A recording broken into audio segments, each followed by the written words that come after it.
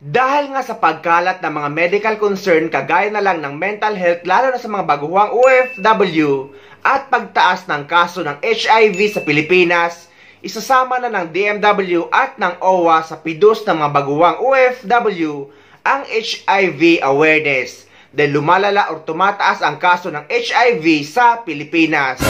At isasama na rin ng DMW at OWA na may malalapitan ang mga OFW na mapapauwi sa Pilipinas dahil sa HIV. Lalo na sa bansang Kuwait ay naghigpit na kapag positive ka sa HIV ay hindi ka na makakapasok sa bansang Kuwait.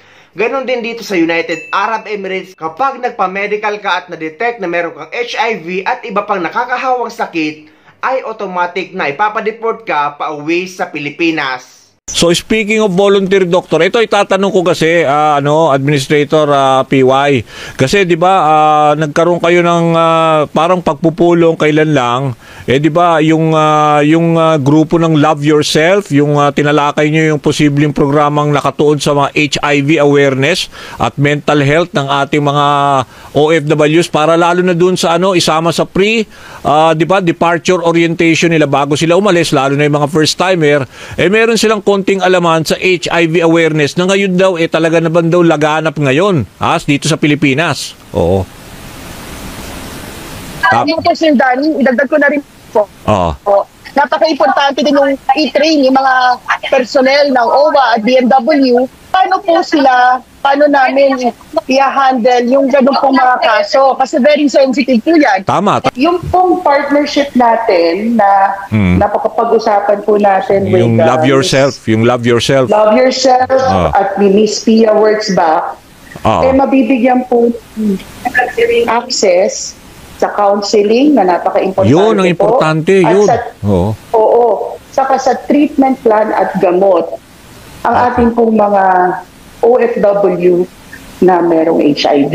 Okay. Ito po ay importante, no? Kasi syempre sa pasimula, pag po sila ni-repatriate at yun ang dahilan, dapat po meron ng pupuntahan sila or may ka-partner po ang OWA at BMW na marunong po doon sa makaka-guide sa kanila doon sa kanilang condition po. Meron ka bang datos, Administrator PY? Let's say, yung ating mga kababayan na somehow afflicted with HIV na somehow gusto ma-repatriate back to the Philippines? Ganun ba ang pwedeng tulong na may extend nyo? Actually, ongoing naman po yan. Pero very private po yung information. However, naglabas po ang DOH ng number. Very alarming Very alarming na. Ang dami Opo. Pero kami po ay handa. Hindi lamang po sa repatriation, kundi po yung napaka-importante, yung tulong sa reintegration. Kasi marami sa kanila, gusto pa rin po magtrabaho at talaga naman pong capable silang magtrabaho. So yun po, tutulungan din po namin silang magtrabaho o magsimula ulit sa Pilipinas sa pamamagitan ng livelihood assistance. At yun po ang nilalatag po natin para po sa ating mga OFW na meron pong HIV. Pero ito, tanong ko na rin sa iyo, Administrator, how about those na meron nga positive with HIV pero they wish to continue kung saan dun yung host country nila? Ibig sabihin, hindi naman, nagagamot naman, treatable naman daw yan sabi din ni Secretary Herbosa. Ibig sabihin, on that extent, makakatulong kayo para they can continue again with their normal work kahit nandun pa rin sila sa host country? Ganon? Oo. Sir Danny, nakadepende po yan sa batas ng host country. So, nire-respeto po natin yan. Pero most of the countries na lalo na po sa Europa, wala po talaga silang, hindi po allowed ang discrimination sa kanila. At hindi po allowed na tanggalin ang isang tao porket naging positive lang po sa HIV. So, meron din po tayong ganyang batas dito sa Pilipinas. Kami naman po kung ano po ang inilalatag ng batas kung saan po ang ating mga OFWs nagtatrabaho, yun po ang ina-apply po natin.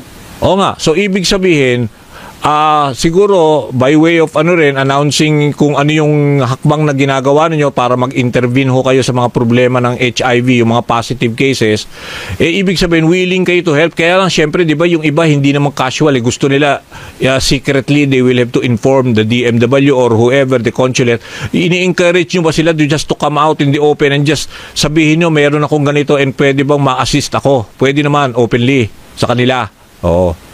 Opo, actually, Sir Danny, yan ang pinag-aaralan namin. Kaya po talaga nakipag-partner kami sa Love Yourself. As I said po, very sensitive. So, alam niyo naman po, kami sa OWA, meron kaming 24/7 hotline. So, baka ho, in the next coming weeks ay mag-launch na po kami ng dedicated hotline para lang po sa mga OFWs po na may HIV. Kasi makikibalita. So ibig sabihin, this is also a very welcome development kasi somehow meron silang parang di ba, parang ma-address yung kanilang grievance, yung ganyan na hindi nila mailabas dahil nga sensitive yung issue. Meron silang hotline na tatawagan. So yun ang dinidevelop nyo ngayon, admin. Yung po ang dinedevelop, saka importante pong matrain ang nasa kabila po ng hotline na marunong po siyang sumagot. Alam po niya ang mga sensitivities ng sitwasyon. Okay. So for those who are leaving naman, 'di ba? Parang gusto nyo rin part of their orientation, yung before they leave the country, lalo na yung mga first timer, magbibigay kayo ng counseling doon sa mga aalis para pupunta sa ibang bansa para at least they have a somehow know-how na ano yung pwede nilang pwede mangyari kasi because of the prevalent condition nga ng HIV. Sir Danny, sa OWA po ang pre-departure orientation seminar at ngayon po nasa proseso po kami ng pagre-review ng curriculum na ito at gawin po natin na mas updated at definitely include po natin dyan not only po HIV awareness, sexual health, pati na rin po yung yung mental health po, na napaka-importante po ngayon kasi ho sa aming datos ay marami ho talagang naghingi ng assistance dahil po sa pagiging either malungkot, homesick, at kung ano pa pong mga mental health issues. So that's something that we take very seriously, Sir Danny, and for us, it starts with the pre-departure orientation seminar. And we also want to study the possibility of including a family member po doon sa pre-departure orientation seminar po. Okay yun. Maganda development. Maganda talagang napapag-usapan nito dahil alarming na or nakakabahala na ang pagtaas ng kaso ng HIV sa Pilipinas. Ngunit ang good news nito ay kung noon ay deadly ito, pero ngayon ay treatable na ito or nagagamot or pwede ka na maging HIV free sa pagsunod sa tamang gamutan.